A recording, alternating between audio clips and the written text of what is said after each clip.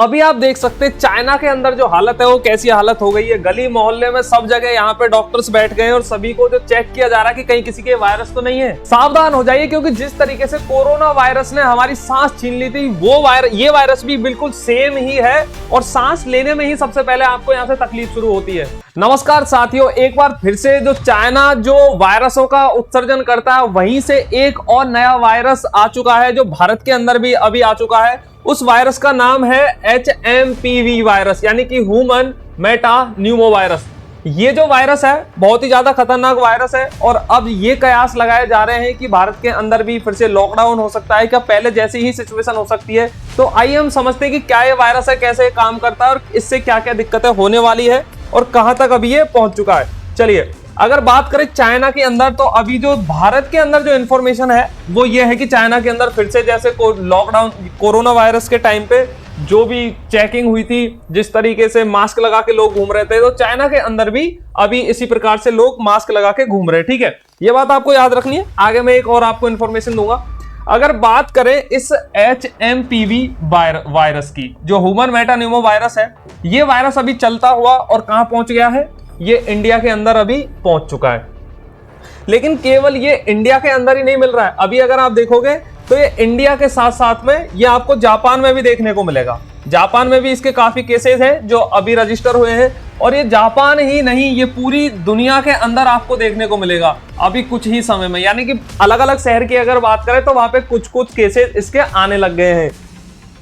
चलिए आगे बात करते हैं। अभी देखो है ना, इंडिया टुडे ने एक आर्टिकल छापा है जिसमें उन्होंने लिखा है कि 2 babies detected with HMPV virus in Bengaluru. ठीक है, जो कर्नाटक के अंदर बेंगलुरु पड़ता है, तो वहां पे 2 छोटे बच्चे हैं जिनके अंदर ये पाया गया है। एक 3 महीने की एक बच्ची है, एक 8 महीने का एक छोटा बेबी है।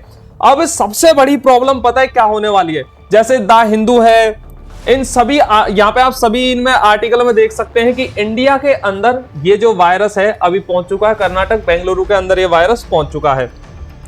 इस वायरस की मैं आपको एक बात बताता हूं क्या, कि ये जो वायरस जिन बच्चों को हुआ है, इनका नो इंटरनेशनल ट्रेवल हिस्ट्री, यानी कि ये जो बच्चे हैं विदेश में कहीं घूमने नहीं गए हैं, उसके बावजूद भी इनको ये वायरस है, यहाँ पे घर बैठे ही हो गया, आप ये कह सकते हैं।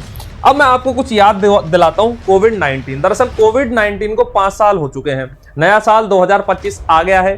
कहीं ये साल भी लॉकडाउन का साल तो नहीं है और कोविड-19 को जैसे 5 साल हो गए तो कहीं इसकी जैसा ही तो ये वायरस नहीं है।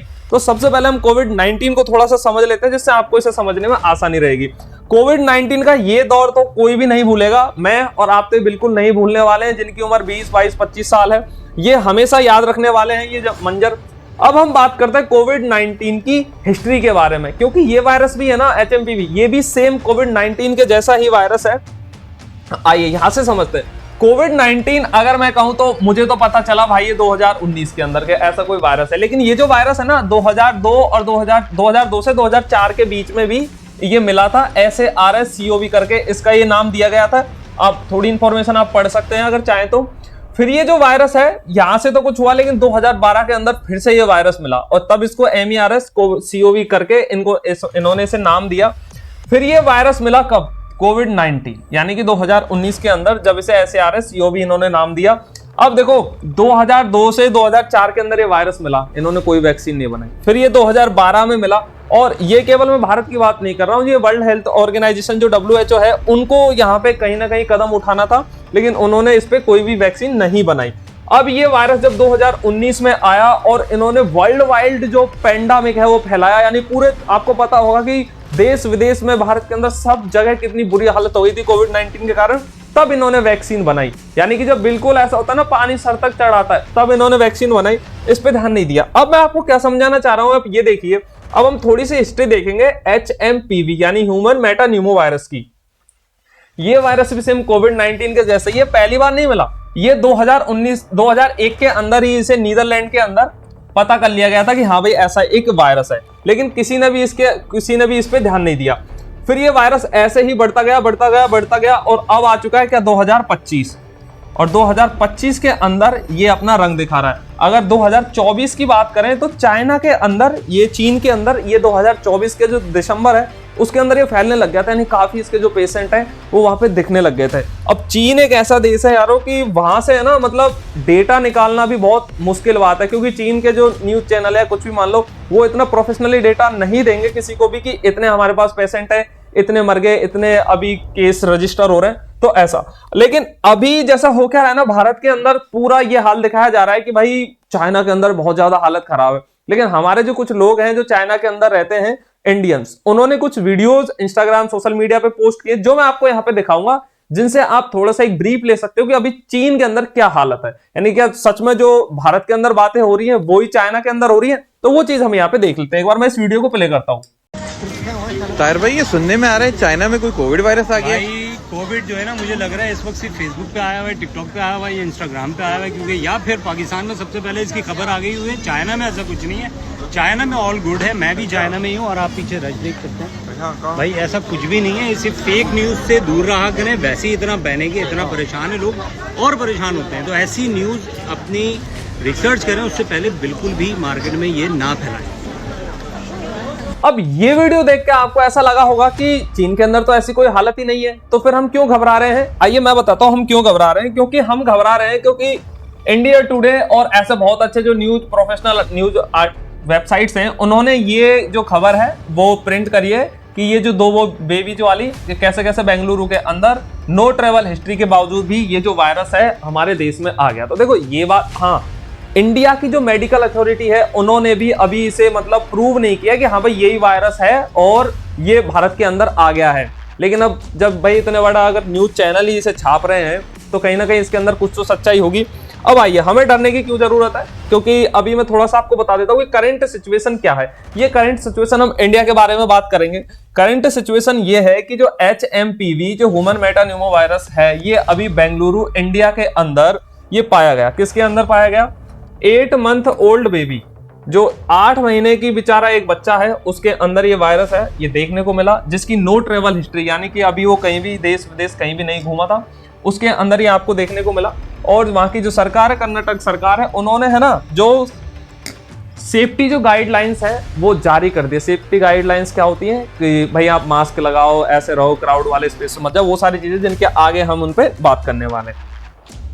अब बात करते हैं 2025 की। क्या 2025 लॉकडाउन का ईयर है? क्या फिर से 2025 के अंदर लॉकडाउन हो जाएगा? क्योंकि ये वायरस अगर फैलाना तो पक्का लॉकडाउन हो जाएगा, आप ये चीज तो संभाल लीजिए। लेकिन अभी हम अगर बात करें तो हम 2019 के जिस कोविड-19 से बच के आए हैं, तो कहीं ना कहीं हमें बहुत सारे प्रिकॉशंस फॉलो करे थे और वो हमें फिर से फॉलो करने की जरूरत यहाँ पे दिख रही है। अब बात करें तो Mint, the Economics Time, the Hindu और NDTV वर्ल्ड, इन सभी ने ये जो खबर है ये पब्लिकली लॉन्च कर दी कि हाँ भाई ऐसा एक वायरस है और ये भारत के अंदर भी आ गया। अब चीन है ना ऐसा देश है, वहां से ये इन्फॉर्मेशन लेना तो बहुत ही मुश्किल काम है कि आपके वहां पे कितने पेशेंट है इसके, तो इसको हम छोड़ देते हैं और हम सबसे पहले बात करते हैं इंट्रोडक्शन की कि ये जो वायरस है, अब अगर मान लो ये भारत के अंदर आ भी गया तो भैया ये है क्या? सबसे पहले आप इसे देखेंगे, ठीक है। तो ये जो ह्यूमन मेटान्यूमो वायरस है, ये रेस्पिरेटरी, मतलब रेस्पिरेटरी क्या होता है? मतलब हमारा जो श्वसन तंत्र होता है ना, उसको ये हानि पहुंचाता है। जैसे कोरोना वायरस में क्या होता था, जैसे आपको है ना सांस की समस्या हो जाती थी। आपको पता है जो सांस लेने वाली जो मशीन आती है ना, जो लाइट से चलती है, उनका मतलब ऐसा हो गया था कि आप कितने भी पैसे लो, बस वो मुझे मशीन दो। जिन लोगों को सांस की समस्या हो गई थी, ऑक्सीजन के सिलेंडर कितने महंगे हो गए थे, तो वही जो सिचुएशन है फिर से यहाँ पे होने वाली है, क्योंकि ये भी सांस से संबंधित ही बीमारी है और 2001 में इसे फाइंड कर लिया गया था, लेकिन किसी ने वहां पे भी ध्यान नहीं दिया और इसकी कोई वैक्सीन उन्होंने तब नहीं बनाई।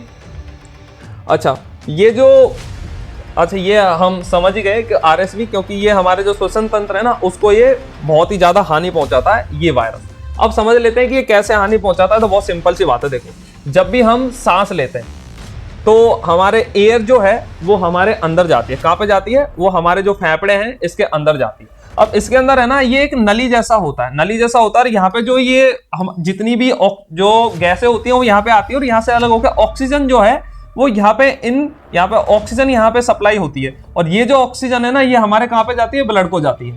और ब्लड को ये जो ऑक्सीजन जब इस सप्लाई जाती है तो प्रॉपर हमारा जो श्वसन तंत्र है वो काम करता है। लेकिन अभी क्या हो रहा है ना कि ये जो वायरस है HMPV, इसकी वजह से ये जो प्रक्रिया है ये पूरी सही नहीं हो पा रही है, जिसके कारण क्या हो रहा है, ये ऑक्सीजन मास्क यहाँ पे लगाने पड़ रहे हैं। और ये देख सकते हैं आप किस तरीके से ये मशीन है जिससे अटैच है और ये ऑक्सीजन मास्क यहाँ पे लगाने पड़ रहे हैं। तो यही सेम प्रॉब्लम कोविड-19 के अंदर आपने फेस की थी, जो हम फिर से यहाँ पे फेस करने वाले हैं। अच्छा, अब इसके सिम्टम्स क्या हैं, आप ये चेक कर सकते हैं कि अगर ये लक्षण किसी को दिखते हैं तो आपको उन्हें हल्के में नहीं लेना है, उनका प्रॉपर ट्रीटमेंट करवाना है। क्या कफ हो सकता है, फीवर हो सकता है, आपको बुखार आ सकता है, सोर थ्रोट हो सकता है, मतलब आपके गले के अंदर सूजन हो सकती है, रनी और स्टफी नोज हो सकती है, जैसे नाक में कुछ जम जाता है, नाक में बहुत ज्यादा आपको सांस लेने में प्रॉब्लम आती है, ये सारी चीज, और वाइजिंग और शॉर्टनेस ऑफ ब्रीथ, यानी कि आपको जैसे ऐसे हो जाता है ना गले के अंदर, तो ये सारी चीजें, और आपको गले में खराश वगैरह, ये सारी चीजें,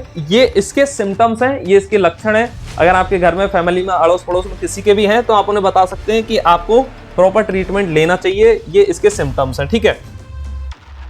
अच्छा, अब हम बताते हैं कि ये जो सिम्टम्स है ना, वो मतलब ज्यादा किस पे ये इफेक्ट कर रहा है, ये जो वायरस है। तो यहाँ पे आप देख सकते हैं क्या, जो एल्डरली जो चिल्ड्रंस हैं, अमोंग यंग चिल्ड्रंस हैं, उनके ऊपर, जो थोड़े बड़े बुजुर्ग हैं उनके ऊपर, और जिनका इम्यून सिस्टम कमजोर है ये उनके ऊपर बहुत ज्यादा यानी कि प्रभाव डालता है।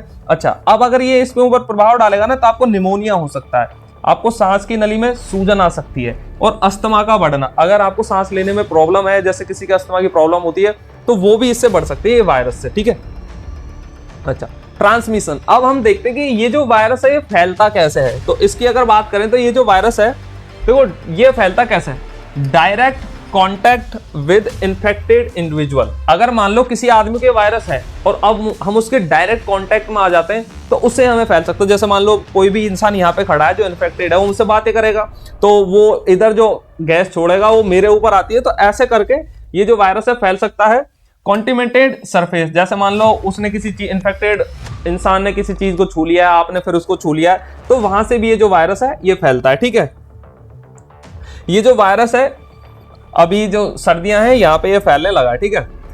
बात करते हैं रिस्क ग्रुप, यानी कि किस ग्रुप के जो लोग हैं या पीपल है या बच्चे हैं उनको ये होने की संभावना बहुत ज्यादा होती है। तो जो यंग चिल्ड्रन है, जो जवान बच्चे हैं, जो अंडर 5 ईयर ओल्ड है, यानी कि 5 साल से जो छोटे बच्चे हैं उनको ये बहुत ज्यादा हो सकता है, क्योंकि उनका जो इम्यून सिस्टम होता है ना वो थोड़ा कमजोर होता है। एल्डरली यानी कि जो बड़े बुजुर्ग है हमारे, उनको भी ये हो सकता है क्योंकि इनका भी इम्यून सिस्टम कहीं ना कहीं कमजोर होता है। और पीपल विद वीक्ड इम्यून सिस्टम, यानी कि जिन भी इंसान का अगर मान लो इम्यून सिस्टम कमजोर है तो उनको ये जो वायरस है हो सकता है, तो उनको ध्यान रखने की बहुत ही जरूरत है। अच्छा, प्रिवेंटेशन, यानी कि हम क्या सावधानी रख सकते हैं कि ये जो वायरस है हमें ना हो, हमारे फैमिली के किसी भी इंसान को ना हो। तो सबसे पहले ना आपको ये चीज बहुत ध्यान रखनी है कि इसकी अभी कोई वैक्सीन नहीं है। जो HMPV human Meta Numa virus है, इसकी अभी वैक्सीन नहीं है, तो इसका बचाव ही उपचार है, तो आपको ये चीज ध्यान रखनी है। अच्छा, आपको है ना साबुन से या पानी से आपको निरंतर हाथ धोना है, एल्कोहलिक जो सैनिटाइजर वगैरह होते हैं वो आपको यूज करने। अच्छा, क्राउडेड, यानी कि आपको ऐसी जगह पे नहीं जाना है जहाँ पे बहुत ज्यादा भीड़ हो, और आपको सोशल डिस्टेंसिंग करनी चाहिए, ठीक है। अगर ये वायरस सच में हमारे देश में फैलता है तो अभी हम अगर थोड़ा ध्यान रख सकते हैं तो आपको सोशल डिस्टेंसिंग रखनी चाहिए। और इम्यून सिस्टम को अच्छा रखने के लिए आपको प्रॉपर न्यूट्रिशन और डिहाइड्रेशन, यानी कि आपको पानी पीते रहना है, और आपका जो खाना है उसमें आपको इस तरीके से बदलाव करना है कि उसमें प्रॉपर जो आयरन्स है, कैल्शियम है, ऐसी सारी चीजें उसके अंदर होनी चाहिए जिससे आपको प्रॉपर एनर्जी मिले। और आखिर में तो जैसे 2019 के अंदर कोरोना वायरस जब फैला था तो हमने सब यही कहा था क्या, कि भगवान आप ही हमारे मालिक हो और हमें इस वायरस से बचाओ। तो ये था इस वीडियो के अंदर जो हमने आपको इस वायरस के अंदर बताने की कोशिश की है, और बस हमारा सबसे बड़ा उद्देश्य यही था कि हम आपको बताएं कि किस तरीके से ये जो वायरस है ये भारत के अंदर फैल रहा है, और भारत के अंदर इस वायरस के कैसे पेशेंट मिल रहे हैं। अब ये जो वायरस है अभी भारत के अंदर बहुत कम ही, मतलब अगर देखा जाएंगे तो बहुत गिने चुने पेशेंट हैं जो इस वायरस के हैं, लेकिन अगर अभी से आप सुरक्षित रहते हैं तो हो सकता है ये आपको, हमको, अपनी फैमिली को ये वायरस नहीं होगा। मैंने आपको बताया कि भारत के अंदर क्या हालत है और चीन के अंदर क्या हालत है, हालांकि न्यूज और मीडिया जो दिखा रहा है वो एक बहुत ही अलग बात है। आशा करते हैं आपको वीडियो पसंद आया होगा। वीडियो पसंद आया तो वीडियो को लाइक करें, हमारे चैनल को करें सब्सक्राइब। मिलेंगे आपसे किसी और बेहतरीन वीडियो में, तब तक के लिए जय हिंद, वंदे मातरम।